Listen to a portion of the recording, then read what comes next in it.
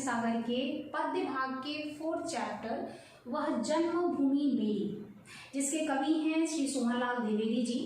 तो इस कविता का एक्सप्लेनेशन देखेंगे हम लोग, पूरी व्याख्या देखेंगे और साथ ही मैं कवि का जीवन परिचय आप लोगों को बताऊंगी और एक्सप्लेनेशन करने के दौरान ही मैं आपको कठिन शब्दों के अर्थ भी बताती चलूंगी। ठीक है, तो हम लोग स्टार्ट करते हैं श्री सोहनलाल द्विवेदी जी के जीवन परिचय से। श्री सोहनलाल द्विवेदी जी हिंदी साहित्य के छायावादोत्तर कविता के राष्ट्रीय सांस्कृतिक काव्यधारा के प्रमुख कवि माने जाते हैं और इनका जन्म जो है वो 1905 ईस्वी में बिंदकी ग्राम में जिला फतेहपुर उत्तर प्रदेश में हुआ था। ठीक है, इनका जन्म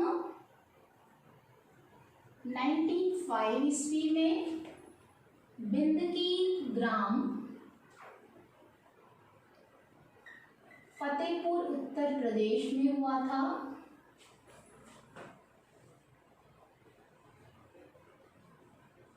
और इनके पिता का नाम श्री बिंदा प्रसाद,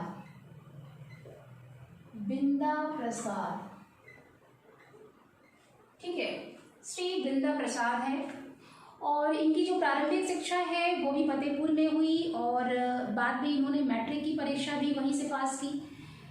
हिंदू विश्वविद्यालय से इन्होंने एमए की परीक्षा उत्तीर्ण की, साथ ही इन्होंने वहीं से एलएलबी की उपाधि भी ग्रहण की। एलएलबी की उपाधि प्राप्त करने के बाद इनके परिवार के लोग ऐसा चाहते थे कि ये एक अच्छे वकील बने, एक समृद्धशाली जो जीवन है वो जिए, लेकिन इनका वकालत में इनका मन नहीं लगा और इन्होंने वकालत का पेशा जो है वो छोड़ दिया। उसी समय चूंकि गांधीवादी आंदोलन हो रहे थे तो गांधीवादी जो विचारधारा है उससे ये विशेष रूप से प्रभावित हुए और गांधी जी के असहयोग आंदोलन से जुड़ गए। उसी समय से इन्होंने नवयुवकों को प्रेरित करने वाले कुछ अच्छी देश प्रेम से संबंधित कविताएं लिखना प्रारंभ किया। तो यही कारण है कि इनकी जो अधिकतर रचनाएं हैं उनमें हमें गांधीवादी विचारधारा के साथ साथ देश प्रेम की झलक दिखाई देती है। और इन्होंने चूंकि बहुत सारे काव्य लिखे हैं तो काव्य में इन्होंने बहुत सारे प्रबंध काव्य भी लिखे हैं और गीत काव्य भी लिखे हैं। तो कुछ आपकी कविता जो पुस्तक है उसमें भी मेंशन है। इसके अतिरिक्त इनकी कुछ और प्रमुख रचनाएं हम लोग देख लेते हैं, जैसे युगधारा, चित्रा, प्रभाती, सोहन गीत, पूजा गीत, ये इनकी कुछ और प्रमुख रचनाएं हैं। इसके अतिरिक्त इन्होंने कुड़ाल नामक एक ऐतिहासिक विषय पर एक प्रबंध काव्य लिखा। विषपान और वासुदत्ता ये इनके आख्यान काव्य हैं। तो इस तरह की इन्होंने बहुत सारी रचनाएं की।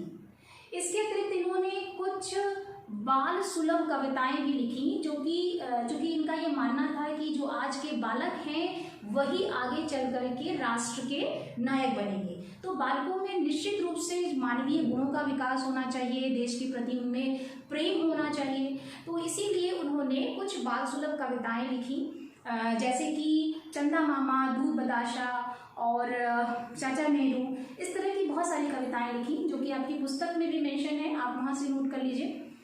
और इनकी जो कविताओं का जो मुख्य विषय है, ठीक है, तो मुख्य विषय था देश प्रेम और गांधीवादी विचारधारा।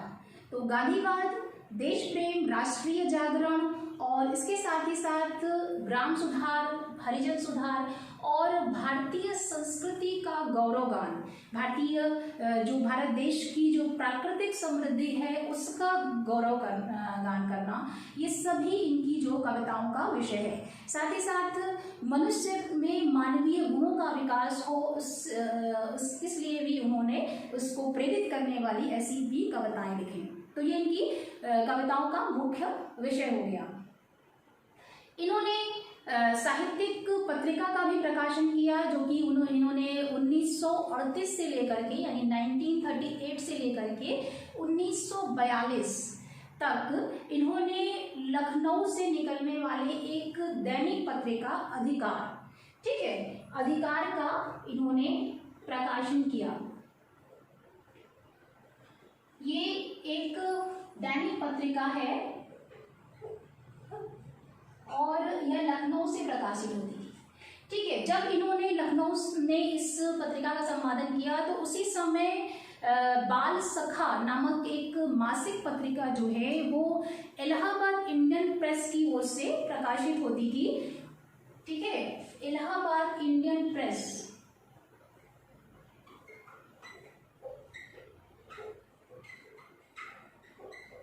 से बाल सखा जो है वो एक मासिक पत्रिका है। इसका प्रकाशन होता था जिसमें काफी विकास हुआ, उसकी उन्नति हुई, उसमें उनका विशेष योगदान रहा। इनकी जो साहित्यिक सेवाएं हैं वो बहुत ही अधिक थी, क्योंकि इन्होंने राष्ट्र को आह्वान करने वाले राष्ट्र प्रेम के गीत लिखे हैं, राष्ट्र प्रेम से संबंधित कविताएं लिखी। तो इनके योगदान को देखते हुए ही इन्हें राष्ट्र कवि की उपाधि मिली है। ठीक है, तो ये राष्ट्र कवि भी हैं। साथ ही इन्हें भारत सरकार ने पद्मश्री सम्मान से भी सम्मानित किया है 1970 ईस्वी में। ठीक है, पद्मश्री सम्मान ये 1970 में मिला इनको। ठीक है, पद्मश्री सम्मान से भी सम्मानित हुए। इनकी मृत्यु जो है वो 1988 में हुई। मृत्यु हुई 1988 ईस्वी में। ठीक है, तो ये कुछ मुख्य पॉइंट हो गए श्री सोहनलाल द्विवेदी जी के जीवन के विषय में। और एक बार रिवाइज कर लेते हैं हम लोग। इनका जन्म जो है 1905 में हुआ और ग्राम बिंदकी ग्राम फतेहपुर उत्तर प्रदेश में हुआ। साथ ही इनके पिता का नाम जो है बिंदा प्रसाद था। इनकी कुछ प्रमुख रचनाएं हैं जैसे कि युगधारा, चित्रा, प्रभाती, सोहन गीत, कुणाल, भैरवी, ये हो गए। और कुछ बाल सुलभ कविताएं भी इन्होंने लिखी। इसके अतिरिक्त इन्होंने अधिकार नामक दैनिक पत्रिका का संपादन किया और इन्हें राष्ट्र कवि की उपाधि मिली है। साथ ही इन्हें पद्मश्री सम्मान भी मिला है और इनकी मृत्यु जो है वो सन 1988 में हुई। ठीक है, तो ये हो गया कवि का जीवन परिचय। अब हम लोग आपकी पुस्तक में जो कविता है वह जन्मभूमि मेरी, तो इसकी एक्सप्लेनेशन भी देख लेते हैं। तो सबसे पहले आप अगर संदर्भ उसका लिखते हैं तो आप इस तरह से लिख सकते हैं कि प्रस्तुत पंक्तियां हमारी पाठ्य पुस्तिका हिंदी साहित्य सागर के पद्य भाग के वह जन्मभूमि कविता से ली गई है और इसके कवि हैं श्री सोहनलाल द्विवेदी जी। और इस कविता के माध्यम से कवि ने भारत भूमि का गौरवगान किया है, उसकी प्राकृतिक सुषमा का वर्णन करते हुए उसकी समृद्धशाली जो वहाँ की जो समृद्धता है उसकी समृद्धि का वर्णन किया है। ठीक है, तो एक्सप्लेनेशन देख लेते हैं हम लोग। पहली पंक्ति है वह जन्मभूमि मेरी वह मातृभूमि मेरी, ऊंचा खड़ा हिमालय आकाश झूमता है, नीचे चरण तले पड़ नित्य सिंधु झूमता है, गंगा यमुना त्रिवेणी नदियां लहर रही हैं, जगमग छटा निराली पग पग पर झड़ रही हैं। वह पुण्य भूमि मेरी वह स्वर्ण भूमि मेरी, वह जन्मभूमि मेरी वह मातृभूमि मेरी।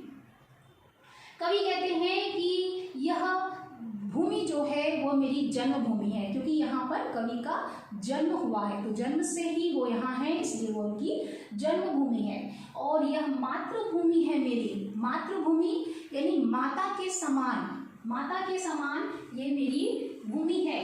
मातृभूमि का अर्थ होता है माता के समान, यानी जिस प्रकार से एक माँ जो है वो अपने बच्चे का पालन पोषण करती है, उसी प्रकार से यह भूमि जो है वो मेरा पालन पोषण कर रही है, माँ।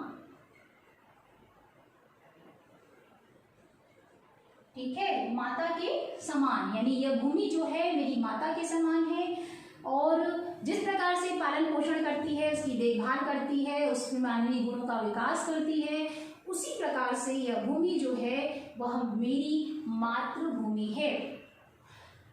ऊंचा खड़ा हिमालय आकाश चूमता है का अर्थ है कि भारत देश के उत्तर दिशा में हिमालय पर्वत है।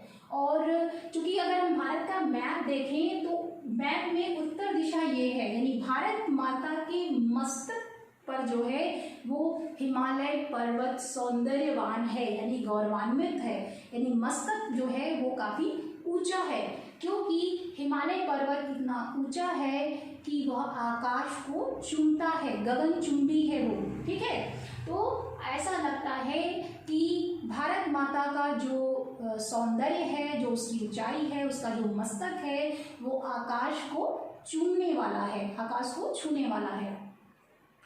नीचे चरण तले, चरण का अर्थ होता है पैर। ठीक है,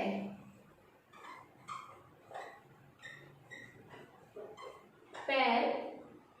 नित्य का अर्थ होता है प्रतिदिन।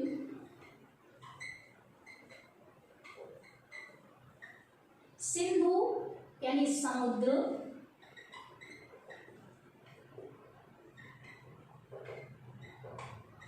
ठीक है, तो नीचे, नीचे यानी ये दक्षिण दिशा हो गई, ये उत्तर हो गया, तो ये दक्षिण दिशा है, यानी नीचे, यानी भारत माता के पैरों को समुद्र जो है वो अपने जल से छू रहा है। यानी नीचे दक्षिण दिशा में क्या है, हिंद महासागर है, तो ये वही कहना चाहते हैं कवि कि समुद्र जो है वो भारत माता के चरणों की वंदना कर रहा है, यानी अपने समुद्र, अपने जल से उनको वंदना कर रहा है, उनको छू रहा है, उनके पैर को, और उनके पैर को छू करके वो अपने आप को बहुत ही गौरवान्वित महसूस कर रहा है, क्योंकि वह इस भारत माता के पैरों का स्पर्श कर पा रहा है। ठीक है, भारत देश में बहुत सारी नदियां हैं, उनमें से कुछ प्रमुख नदियां हैं गंगा नदी, यमुना नदी और सरस्वती नदी। तो उसी का वर्णन करते हुए कवि कहते हैं कि गंगा यमुना त्रिवेणी नदियां लहर रही हैं। इस भारत भूमि पर गंगा नदी और यमुना और सरस्वती ये तीनों नदियों का संगम स्थल है। ठीक है, इन तीनों नदियों के संगम स्थल को ही त्रिवेणी कहते हैं। ठीक है, गंगा यमुना नदी के तीनों के संगम स्थल को ही त्रिवेणी कहते हैं। और ये नदी जो है वो प्रयागराज उत्तर प्रदेश में है, संगम स्थल जो है, और यह त्रिवेणी नदी जो है लहर रही है, यानी भारत भूमि में ही ये निरंतर अविरल गति से प्रवाहित हो रही है। ठीक है, और जगमग का अर्थ होता है चमकदार। जगमग का अर्थ हो गया चमकदार। छटा यानी उसका सौंदर्य या छवि।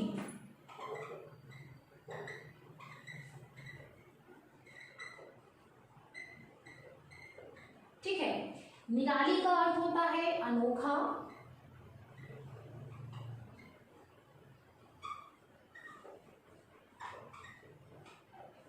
ठीक है, पग पग पर यानी कदम कदम पर।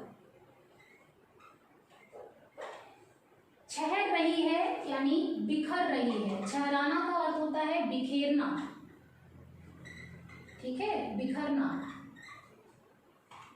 ठीक, तो गंगा नदी जो है, त्रिवेणी जो संगम, गंगा यमुना नदी सरस्वती नदियों का जो संगम है, वो त्रिवेणी जो नदियां हैं वो लहर रही हैं इस भारत देश में। उसकी जो छटा है, उसकी जो चमकदार, जो उसकी छवि है, उसका जो सौंदर्य है वो बहुत ही निराला है, यानी अनोखा है बिल्कुल से, क्योंकि वो ऐसी अनोखे सौंदर्य का जो दर्शन है वो हमें कहीं नहीं मिलता है, तो वो बहुत ही अनोखा है। पग पग पर छहर रही है, और ये चूंकि नदियां जो हैं वो निरंतर प्रवाहित होती रहती हैं, यानी निरंतर बहती रहती हैं, तो हर जगह है प्रवाहित हो रही हैं, यानी बह रही हैं, तो पग पग पर हैं, यानी चरण चरण पे हैं, कदम कदम पर वो बह रही है, और पग पग पर ही उसकी जो छटा है वो छहर रही है, अर्थात बिखर रही है। ठीक है, यानी उसका जो सौंदर्य है वो जगह जगह पर बिखरा हुआ है। आगे कवि कहते हैं कि वह पुण्य भूमि मेरी, वह स्वर्ण भूमि हुई। पुण्य का अर्थ होता है पवित्र। ठीक है, पुण्य का अर्थ हो गया पवित्र। और स्वर्ण का अर्थ होता है सोना। ठीक है, तो चूंकि ये नदियां जो है वो निरंतर बहती रहती हैं और इन नदियों के किनारे ही जो है बहुत सारे ऋषि मुनियों ने तप किया है। तो तप स्थली होने के कारण यह जो भारत भूमि है वो बहुत ही पवित्र है, वह पुण्य फल देने वाली है। ठीक है, तो इसीलिए कवि कहते हैं कि यह पुण्य फल देने वाली ऐसी पवित्र भूमि पर मेरा जन्म हुआ है और मैं ऐसी स्थान पे जन्म लेकर के मैं अपने आप को बहुत ही गर्व महसूस कर रहा हूँ। ठीक है, वह स्वर्ण भूमि मेरी का अर्थ है कि ये नदियां जो हैं वो नदियों का जो जल है उस जल से, चूंकि वो जल जो है बहुत ही पवित्र है और वो जगह जगह पे बह रही है नदियों का जल, तो इसके कारण यहाँ भारत देश की जो मिट्टी है वो बहुत ही उर्वर है, यानी उपजाऊ है। ठीक है, बहुत ही उपजाऊ है। इसी कारण इस नदियों के जल से जो यह मिट्टी उर्वर है, इस कारण से यहाँ का जो अनाज है, यहाँ जो मिट्टी में जो अनाज उत्पन्न होता है, यानी जो खेती होती है वो बहुत ही अधिक होती है, बहुत ही उपजाऊ होती है, जिसके कारण इसे सोना उगलने वाली, यानी यहाँ की मिट्टी को सोना उगलने वाली कहा जाता है। तो यह स्वर्ण भूमि मेरी है, यानी यहाँ पे इतनी मात्रा में इतनी उपजाऊ है यहाँ की भूमि कि यह सोना उगलती है। ठीक है, तो यह स्वर्ण भूमि भी मेरी है। वह जन्मभूमि मेरी, वह मातृभूमि मेरी, यानी कवि जो है फिर से एक बार कह रहे हैं कि यही मेरी मातृभूमि है और यही मेरी जन्मभूमि है और इस स्थान पर जन्म लेकर के मैं बहुत ही अपने आप को गर्व महसूस करता हूँ।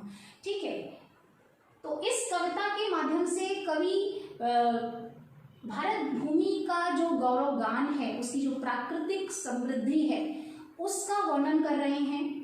साथ ही चूंकि ये देश प्रेम से संबंधित कविता इन्होंने लिखी है, तो देश के जो नवयुवक हैं उनके मन में देश की जो संस्कृति सभ्यता, उसकी जो समृद्धि है उसका वर्णन करके उनके मन में एक देश प्रेम के प्रति जागरण उत्पन्न कर रहे हैं, उन्हें जागृत कर रहे हैं। ठीक है, तो एक भाव ये हो गया। दूसरा, कवि जो है मानव सभ्यता को संदेश दे रहे हैं कि यह भारत भूमि जो है वो इतनी पवित्र है, इतनी समृद्धशाली है और साथ ही यहाँ पर जो हिमालय पर्वत है वो जिस प्रकार से अडिग खड़ा रहता है, यानी हिमालय पर्वत जो है वो अडिग है, उसी प्रकार से मनुष्य को ये संदेश देते हैं कवि कि मनुष्य को अपने जीवन में विपरीत से विपरीत परिस्थितियों में भी अपने कर्तव्य का निर्वाह करने के लिए, उसका पालन करने के लिए अडिग होकर के खड़े रहना चाहिए। ठीक है, यानी उसे डगमगाना नहीं चाहिए। साथ ही जब वो अपने कर्तव्य पथ में लगा रहेगा तो निश्चित रूप से वो अपना विकास कर पाएगा और आकाश को चूम पाएगा। ठीक है, यानी अपने जीवन में अपने आप को समृद्धशाली और विकास के राह पर अग्रसर कर पाएगा, यानी आगे चल पाएगा। ठीक है, साथ ही यहाँ पे सिंधु नदी जो कि भारत माता के चरणों को छू रही है, यानी समुद्र तो बहुत ही अथाह है, बहुत ही गहरा है, लेकिन उसमें इतनी विनम्रता है कि वो भारत भूमि को, भारत माता के चरणों का स्पर्श करके अपने आप को बहुत ही गर्व महसूस कर रहा है। तो उसी प्रकार से कवि जो है मनुष्य को ये संदेश दे रहे हैं कि हे मनुष्यों, आप अपने जीवन में भले ही बहुत ऊंचाइयों पे पहुंच जाएं, लेकिन आप में अपनी विनम्रता को नहीं खोना चाहिए, यानी मानवीय जो गुण है, प्रेम, दया, ममता, माया, इनको नहीं छोड़ना चाहिए, यानी विनम्र होकर के विश्व बंधुत्व के लिए आपको कार्य करना चाहिए। ठीक है, और गंगा नदियाँ, गंगा, यमुना, सरस्वती नदियाँ जो निरंतर प्रवाहित होती हैं, यानी नदियाँ जो हैं वो निरंतर प्रवाहित होती हैं, इससे ये संदेश देना चाहते हैं कि मनुष्य को अपने जीवन में निरंतर कार्यरत रहना चाहिए, यानी कर्म करते रहना चाहिए, कभी भी अपने कर्म से हटना नहीं चाहिए। ठीक है, तो मनुष्य को कर्म का संदेश दे रहे हैं। इसी कारण से यह जो मनुष्य, यह भूमि जो है वो बहुत ही पवित्र है और बहुत ही कर्म फल देने वाली है, यानी कर्म का संदेश देने वाली है, प्रेरित करने वाली है। तो मनुष्य को अपने जीवन में आगे बढ़ने की प्रेरणा दे रही है यह जो भूमि है, ये नदियां हैं इस भूमि की। तो इस कविता के माध्यम से मात्र कवि जो है वो भारत देश की समृद्धि, उसकी प्राकृतिक सुषमा का ही वर्णन नहीं कर रहे हैं, बल्कि मनुष्यों को अपने कर्तव्य पथ पर आगे बढ़ने के लिए भी संदेश दे रहे हैं। एक बात इसमें और छूट गई बच्चों कि गंगा, यमुना और सरस्वती, ये 3 नदियों का संगम स्थल ही जो है वो त्रिवेणी कहलाता है। लेकिन आज का जो समय है उसमें केवल गंगा और यमुना नदी ही दिखाई देती है। सरस्वती नदी का लुप्त हो गई है, सरस्वती नदी नहीं दिखाई पड़ती है। ठीक है, तो ये आपकी जानकारी के लिए मैं आपको बता रही हूँ। बाकी ये जो व्याख्या है वो तो उसी तरह से लिखनी है जैसे मैंने बताई है। ठीक है, तो ये व्याख्या आपको समझ में आ गई होगी, एक्सप्लेनेशन समझ में आ गया होगा। यदि कुछ जो भी शब्द कठिन हैं, उनके अर्थ नहीं आपको समझ में आ रहे हैं, तो आप निश्चित रूप से मुझे कमेंट सेक्शन में जाकर के कमेंट कीजिए और मैं आपको उसके आंसर दूंगी, मेरा प्रयास रहेगा। आगे कवि कहते हैं कि झरने अनेक झरते जिसकी पहाड़ियों में चिड़िया चहक रही है, हो मस्त झाड़ियों में अमराइयाँ घनी को हैं, कोयल पुकारती है, बहती मलय पवन है, तन मन संवारती है। वह धर्म भूमि मेरी, वह कर्म भूमि मेरी, वह जन्मभूमि मेरी, वह मातृभूमि मेरी। कवि कहते हैं कि भारत देश में अनेक पहाड़ हैं, अनेक पर्वत प्रदेश हैं और वहाँ से बहुत सारे झरने प्रवाहित होते रहते हैं, यानी जलप्रपात जो है वो बहते रहते हैं। तो जलप्रपात चूंकि हर समय निरंतर जो है पहाड़ी प्रदेशों में बहते रहते हैं, यही कारण है कि वहाँ का जो वन्य प्रदेश है वो बहुत ही हरा भरा है और हरा भरा होने के कारण वहाँ के जो पशु पक्षी हैं वो बहुत ही सुखी हैं, आनंदित महसूस करते हैं। वहाँ बहुत ही चैन का वातावरण है और कह सकते हैं कि बहुत शांति का वातावरण है, जो कि इस उदाहरण के माध्यम से हम देख सकते हैं कि चिड़िया चहक रही है हो मस्त झाड़ियों में। वहाँ जो रहने वाली जो चिड़िया है वो बहुत ही प्रसन्न होकर के, खुश होकर के, मस्त होकर के चहकती रहती है। ठीक है, चहक रही है मतलब उसकी चहचहाहट सुनाई देती है।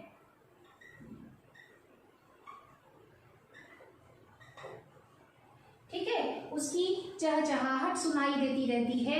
यही कारण है कि क्योंकि वहां पर जो वन प्रदेश में सुखी जीवन है, बहुत शांतिपूर्ण वातावरण है। ठीक है, आगे कवि कहते हैं कि अमराइयाँ घनी हैं, कोयल पुकारती है, यानी कि भारत देश में जब वसंत ऋतु का आगमन होता है तो आम के जो बगीचे होते हैं उनमें आम के पेड़ों पर जो है बौर आ जाते हैं बहुत ज़्यादा। ठीक है, अमराइयाँ का अर्थ होता है आम के बगीचे।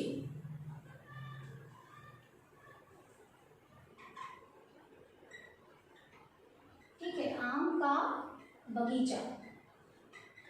तो आम के बगीचों में जो आम के पेड़ हैं उनमें बौर आ जाते हैं और बहुत ही विस्तार रहता है, बहुत घना रहता है। और उस आम के पेड़ों पर जो है जो कोयल है वो अपनी मीठी कूक सुनाती है, मीठा स्वर उसका सुनने को मिलता है वसंत ऋतु में। बहती मलय पवन है, तन मन संवारती है। भारत देश के दक्षिण दिशा में बहुत सारे पर्वत हैं, उनमें से एक जैसे सप्तपुल पर्वत है। सप्तपुल पर्वत यानी 7 पर्वत हैं उसमें, तो 7 सप्तपुल पर्वत में ही एक पर्वत है जिसका नाम है मलयगिरी पर्वत। ठीक है, तो मलयगिरी पर्वत जो है वहाँ पर बहुत सारे चंदन के वृक्ष हैं। तो चंदन के वृक्ष जो है वो क्या करते हैं, सुगंध देता है। चंदन जो है वो सुगंधित होता है। तो इसी बात को कवि कहते हैं कि मलय पवन जो आती है, बहती है मलय पवन, यानी मलय पवन, मलय का अर्थ होता है मलय, जो कि मलयगिरी पर्वत का ही नाम है। और कहीं कहीं पे चंदन को भी मलय कहा जाता है। ठीक है, तो पवन का अर्थ होता है हवा या वायु। ठीक है, तो मलयगिरी पर्वत से आने वाली जो वायु है, जो हवा है, वो हम सभी देशवासियों के, मनुष्यों के तन मन को संवारती है। जब बहुत अच्छा वातावरण होता है, सुगंधित वातावरण होता है, शांतिपूर्ण वातावरण होता है, तो हमारे मन में एक ऊर्जा उत्पन्न होती है, एक हमारे शरीर में एक शक्ति उत्पन्न होती है, स्फूर्ति महसूस करते हैं हम सभी मनुष्य जो हैं। तो इसी बात को कवि कहना चाहते हैं कि मलयगिरी पर्वत से आने वाली जो हवा है, सुगंधित हवा, उससे सभी मनुष्यों के तन मन को संवारने का कार्य करती है वो, यानी सभी मनुष्यों के मन मस्तिष्क में, उनके शरीर में एक ऊर्जा और स्फूर्ति उत्पन्न करती है। ठीक है, आगे कवि कहते हैं कि वह धर्म भूमि मेरी, वह कर्म भूमि मेरी। यानी धर्म भूमि का तात्पर्य है कि यह भारत देश जो है वो अनेक धर्मों की स्थापना यहाँ पे हुई है। तो यह जो है एक धार्मिक भूमि है, धर्म स्थली है, यानी ईश्वर के प्रति एक आस्था का संदेश देने वाली स्थली है। यानी यह भूमि जो है भारत देश में ही धर्म की स्थापना इसने नहीं की है, बल्कि संपूर्ण विश्व में इस भारत देश के ने धर्म की स्थापना की है। तो उसी बात को कवि कहते हैं कि यह धर्म भूमि है मेरी, यानी कि यहाँ पे जो धार्मिक विश्वास हैं उसमें ऐसी जगह पर मेरा जन्म हुआ है, इससे मैं बहुत ही अपने आप को गौरव महसूस करता हूँ। और यह कर्म भूमि मेरी, यानी कहने का तात्पर्य कि यहाँ पे जो नदियाँ हैं भारत देश में वो अविरल गति से बहती रहती हैं, यानी निरंतर प्रवाहित होती रहती हैं, जिससे हम सभी मनुष्यों को ये संदेश मिलता है कि निरंतर कार्य में रत रहना चाहिए, यानी कर्म करते रहना चाहिए। सभी मनुष्यों को ये संदेश देती हैं ये नदियाँ कि सभी मनुष्यों को निरंतर कार्य करते रहना चाहिए। ठीक है, तो ये कर्म भूमि भी है मेरी, जहाँ मुझे हमेशा कर्म करने की प्रेरणा मिलती है और धार्मिक होने का संदेश मिलता है। कवि फिर से कहते हैं कि वह जन्मभूमि मेरी, वह मातृभूमि मेरी, यानी चूंकि यहाँ पर मैंने जन्म लिया है, इस धरती पर मैंने जन्म लिया है और यही कारण है कि यह मेरी जन्मभूमि भी है। और जिस प्रकार से एक माता अपने बच्चे का पालन पोषण करती है, उसे दूध पिलाती है, उसका ख्याल रखती है, देखभाल करती है, उसी प्रकार से यह धरती भी जो है अपने उपजाऊ जो धरती है उसका अन्न खा करके मैं जो है स्फूर्तिवान महसूस करता हूँ, मेरा पालन पोषण होता है। यानी यह धरती मेरा ख्याल रखती है एक माँ के समान, एक माता के समान मेरी देखभाल करती है, मेरा पालन पोषण करती है। इसी कारण से यह भारत भूमि जो है वो मेरी मातृभूमि भी है। ठीक है, तो वह जन्मभूमि मेरी भी है और मातृभूमि भी है। ठीक है, आगे कवि कहते हैं जन्मे जहाँ थे रघुपति, जन्मी जहाँ थी सीता, श्री कृष्ण ने सुनाई वंशी पुनीत गीता, गौतम ने जन्म लेकर जिसका सुयश बढ़ाया, जग को दया दिखाई, जग को दिया दिखाया। वह जन्म, वह युद्ध भूमि मेरी, वह बुद्ध भूमि मेरी, वह जन्मभूमि मेरी, वह मातृभूमि मेरी। ठीक है, तो कवि जो है इन पंक्तियों के माध्यम से भारत देश में जिन महापुरुषों ने जन्म लिया उनका वर्णन कर रहे हैं। कवि कहते हैं कि सतयुग में रघुकुल में श्री राम ने जन्म लिया। ठीक है, रघुपति यहाँ पे कहा गया है श्री राम के लिए। ठीक है, श्री राम ने सतयुग में जन्म लिया रघुकुल में, जो कि मर्यादा पुरुषोत्तम हैं, जिनका जीवन जो है हम भारतवासियों के लिए एक आदर्श है। ठीक है, एक आदर्श की स्थापना उन्होंने की है मानव जाति के लिए। और साथ ही जन्मी जहाँ थी सीता, सीता माता जो कि जिन्होंने जन्म लिया, यानी जनक नंदनी सीता माता का जन्म भी जो है इस भारत भूमि पर ही हुआ था, जो कि जिन्होंने अपने पतिव्रता धर्म का पालन किया और एक आदर्श की स्थापना की, समस्त स्त्री जाति के लिए एक नारी का जो गौरव है उन्होंने बढ़ाया। तो इस गौरव गान को व्यक्त करते हुए कवि कहते हैं कि श्री राम जी का जन्म भी इसी भारत भूमि पर हुआ है और पतिव्रता अपने कर्तव्य का पालन करने वाली माता सीता का जन्म भी जो है वो इसी भारत भूमि पर हुआ है। आगे कवि कहते हैं, श्री कृष्ण ने सुनाई वंशी पुनीत गीता। श्री कृष्ण जी ने द्वापर युग में जन्म लिया और उनकी जो मुरली की तान है, ठीक है, वंशी यहाँ पे कहा जा रहा है मुरली, वंशी यानी मुरली जो बंसी बजाई जाती है उसको कहा जाता है वंशी। और पुनीत का अर्थ होता है पवित्र।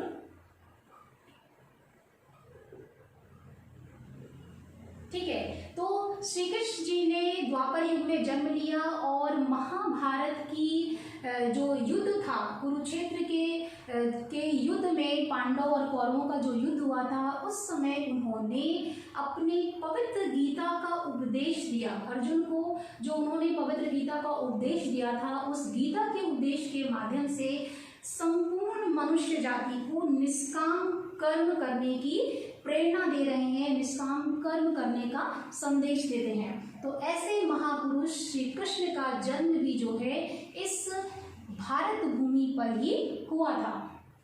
गौतम ने जन्म लेकर जिसका सुयश बढ़ाया, गौतम बुद्ध जो कि कपिलवस्तु के जो सिद्धार्थ राजकुमार सिद्धार्थ थे, उनका जन्म जो है वो इस भारत भूमि पर ही हुआ था।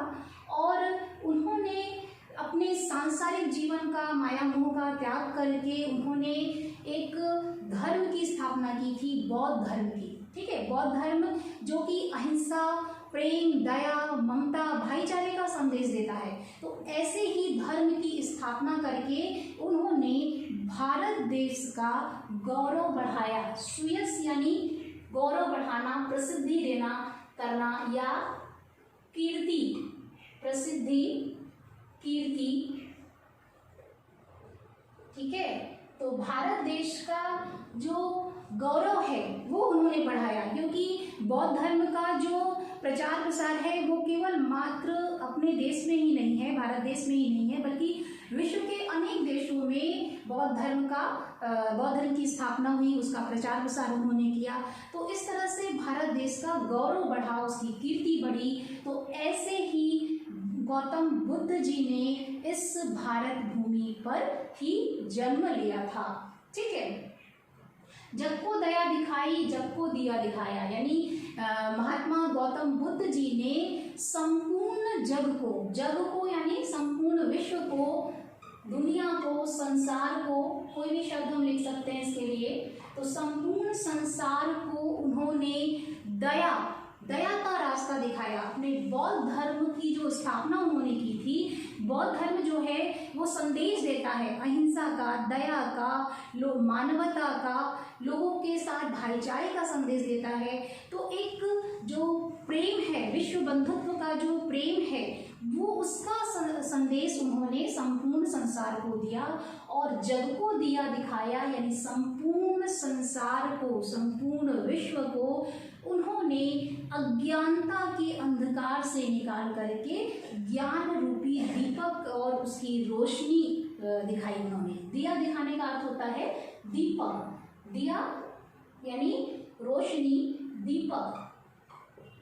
ठीक है, उन्होंने ज्ञान का प्रकाश किया, यानी लोगों को वैदिक जो कर्मकांड थे उससे निकाल करके उन्होंने लोगों को मानवता का ज्ञान दिया, एक दूसरे के प्रति दया की भावना, जीवों पर दया करना, अहिंसा करना, ये सभी जो मानवीय गुण होते हैं उसका संदेश दिया, उसका ज्ञान दिया लोगों को। तो ऐसे महान गौतम बुद्ध जी का जन्म जो है वो इस भारत भूमि पर ही हुआ था। वह युद्ध भूमि मेरी, वह युद्ध भूमि मेरी, वह बुद्ध भूमि मेरी, यानी कहने का तात्पर्य कि यह जो भूमि है भारत भूमि, वो भारत भूमि मनुष्यों को संघर्ष करने की प्रेरणा देती है, संघर्ष करने का संदेश देती है। क्योंकि यहाँ पर जो भी मनुष्य हैं वो हमेशा विपरीत परिस्थितियों में, कठिन से कठिन परिस्थितियों में भी, अभाव की स्थिति हो या किसी प्रकार की पीड़ा हो, मानसिक संताप हो, उन सभी से लड़ करके समानता, स्वतंत्रता और बंधुत्व की जो भावना है उसके साथ अपने आप को सम्मानित जीवन जीने का एक प्रयास करते हैं और साथ ही साथ संपूर्ण विश्व में एक स्थान बनाने का कार्य करते हैं। तो यही संदेश जो कि गौतम बुद्ध जी ने दिया और रघुपति जो कि श्री राम जी ने एक आदर्श की स्थापना की मनुष्यों के समक्ष, और श्री कृष्ण ने निष्काम कर्म का संदेश दिया। तो ये सभी क्या है, भारत देश की जो मनुष्य हैं उनको एक प्रेरणा है, उनके लिए एक आदर्श जीवन स्थापित करने का कार्य किया है इन्होंने। तो इन सभी जो महापुरुष हैं इनसे प्रेरित होकर के हम सभी भारतवासी जो हैं वो अपनी सभी विपरीत परिस्थितियों से संघर्ष करने के लिए तैयार हैं। यही कारण है कि यह युद्ध भूमि भी मेरी है, यानी यह भूमि जो है, भारत देश की भूमि जो है वो संघर्ष की प्रेरणा देती है, इसलिए ये युद्ध भूमि भी है। साथ ही यह बुद्ध भूमि भी है मेरी, यानी ऐसी बुद्ध भूमि अर्थात गौतम बुद्ध ने जो बौद्ध धर्म की स्थापना की थी, अहिंसा का जो मार्ग लोगों को दिखाया था, मानवता और दया का जो भाव लोगों में जागृत किया था, तो वही भाव, वही जो बुद्ध भूमि है, यह जो ज्ञान है, जो ज्ञान का जो दिया दिखाया था, यह ज्ञान जो प्रकाशित हुआ है सभी मनुष्यों में, तो यही कारण है कि यह भारत भूमि जो है वह मेरी बुद्ध भूमि भी है। आगे कवि फिर कहते हैं कि वह जन्मभूमि मेरी, वह मातृभूमि मेरी, यानी कि इस धरती पर, इस भारत देश की धरती पर मैंने जन्म लिया है, इस कारण यह मेरी जन्मभूमि है और इससे मैं अपने आप को बहुत ही गर्व महसूस करता हूँ। और साथ ही चूँकि एक माता की तरह से मेरा पालन पोषण उसने किया है और एक माता की तरह मेरा देखभाल किया है, यही कारण है कि यह भूमि जो है, भारत भूमि मेरी मातृभूमि भी है। ठीक है, तो कवि इन पंक्तियों के माध्यम से मनुष्य को, महापुरुष जो भारत देश में जन्म लिए, उनकी जो जीवन था, उनके जीवन से प्रेरणा का संदेश दे रहे हैं। ठीक है, उनसे प्रेरित होने का संदेश दे रहे हैं। तो संपूर्ण कविता जो है वो, संपूर्ण कविता के माध्यम से कवि केवल भारत देश की संस्कृति, उसके गौरव का गान ही नहीं कर रहे हैं, बल्कि उसके गौरव का गान करते हुए जो नवयुवक हैं, जो उस समय के जो युवक थे, उनमें देश प्रेम की भावना भी जागृत कर रहे हैं। तो पूर्णतः यह कविता जो है वो देश प्रेम से ओतप्रोत है और एक आह्वान गीत है, यानी लोगों के मन में देश प्रेम की भावना को जागृत करने का एक प्रयास है। ठीक है, तो मुझे उम्मीद है कि आपको ये एक्सप्लेनेशन जो है वो समझ में आ गई है। यदि कुछ कठिन शब्दों के अर्थ नहीं समझ में आए हैं या कोई पंक्ति नहीं समझ में आई है तो आप कमेंट कीजिए मुझे और मैं पूरा प्रयास करूंगी कि आपको उसके उत्तर दे सकूं। नेक्स्ट वीडियो में हम लोग इस कविता के कुछ महत्वपूर्ण प्रश्न उत्तर देख लेंगे, कुछ सैंपल क्वेश्चन आंसर देख लेंगे और तब तक आप अच्छे से अपनी पढ़ाई कीजिए। All the best, thank you.